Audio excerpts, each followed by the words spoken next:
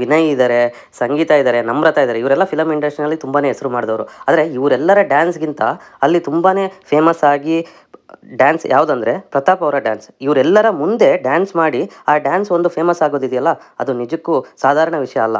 ಅದು ಸಂಗೀತ, ತನಿಷಾ, ನಮ್ರತಾ, ವಿನಯ್ ಅಂತ ಘಟಾನುಘಟಿ ನಟರ ಜೊತೆಯಲ್ಲಿ ನಿಂತು ಡ್ಯಾನ್ಸ್ ಮಾಡಿ ಆ ಡ್ಯಾನ್ಸ್ ಫೇಮಸ್ ಆಗೋದಿದೆಯಲ್ಲ, ಅದು ನಿಜಕ್ಕೂ ಸಾಧಾರಣವಾದ ವಿಷಯ ಅಲ್ಲ. ಅದಕ್ಕೋಸ್ಕರ ಪ್ರತಾಪ್ ಅವರು ಗೆಲ್ಲಬೇಕು. ತುಂಬ ಜನ ಕೇಳ್ತಾರೆ ಅವ್ರು ಒಳಗಡೆ ಏನು ಮಾಡಿದ್ದಾರೆ ಅಂತ.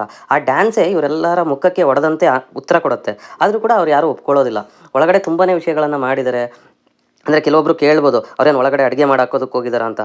ಅಲ್ಲಿ ಅಡುಗೆ ಮಾಡಾಕ್ತಾರೆ ಅನ್ನೋದು ಕೇವಲ ಒಂದು ಅಡುಗೆ ಮಾಡಿದ್ರು ಅಂತಲ್ಲ, ಒಬ್ಬ ವ್ಯಕ್ತಿಗೆ ಅವರು ಹೇಗೆ ಸ್ಪಂದಿಸ್ತಾರೆ. ಅಂದರೆ ಅಲ್ಲಿ ಕೇವಲ ಭಾವನೆಗಳಿಗೂ ಕೂಡ ಬೆಲೆ ಇದೆ. ಬರೀ ಟಾಸ್ಕ್ ಮಾತ್ರ ಅಲ್ಲ, ಹೊಡೆದಾಡೋದಲ್ಲ.